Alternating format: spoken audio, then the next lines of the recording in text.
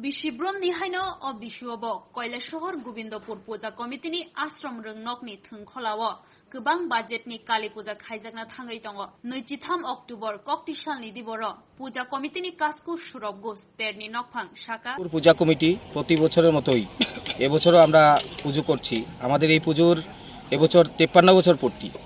তো 53 বছর পূর্তি উপলক্ষে আমাদের এবারের যারা সদস্যরা আছেন এবং এই ক্লাবের যারা আপনজন ক্লাবের সদস্য এবং গোবিন্দপুর গোবিন্দপুর পাড়ার যারা সদস্যরা আছেন সবাই মিলেই আমরা এবার আপনারা দেখতেই পাচ্ছেন পেছনে কেদারনাথের মন্দিরের আদলে আমরা এবার পুজো মণ্ডপ করেছি এবং সেই সাথে আমাদের 3 দিন ব্যাপী সাংস্কৃতিক অনুষ্ঠান থাকবে।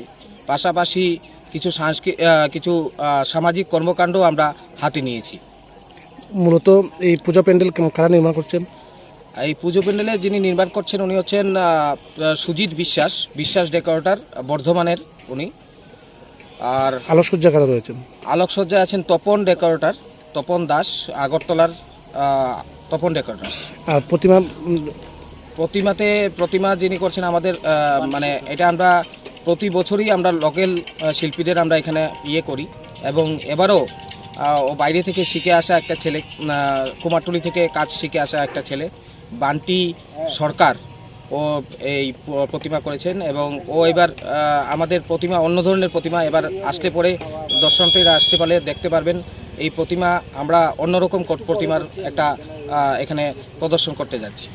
মূলত পুজোকে কেন্দ্র করে আপনারা গানের অনুষ্ঠান কি করতে যাচ্ছেন এবার? হ্যাঁ, আমরা প্রতি বছরের মতোই এবছরও গানের অনুষ্ঠান করছি, কিন্তু অন্য বছর আমরা পুজোর পরে 2 দিন আমরা গানের অনুষ্ঠান করতাম, কিন্তু এবছর প্রাকৃতিক কারণে আমরা সেই অনুষ্ঠানটা 1 দিন পিছিয়ে দেওয়া হয়েছে এবং পাশাপাশি একটা এখানের স্থানীয় যারা শিল্পীরা আছেন স্থানীয় শিল্পীদের নিয়ে একটা আমরা অনুষ্ঠান করতে যাচ্ছি, যাতে স্থানীয় যারা শিল্পীরা আছেন তারা যাতে একটা মঞ্চ পান এবং সেই মঞ্চতে যাতে তাদের প্রতিভা বিকশিত হয়, সেই লক্ষ্যেই আমরা একটা স্থানীয় শিল্পীদের নিয়ে আমরা 25 তারিখে আমরা অনুষ্ঠান করতে যাচ্ছি। পাশাপাশি 26 এবং 27 এই 2 দিন আমাদের বহিরাগত শিল্পীদের নিয়ে 2 দিন সাংস্কৃতিক অনুষ্ঠান থাকবে।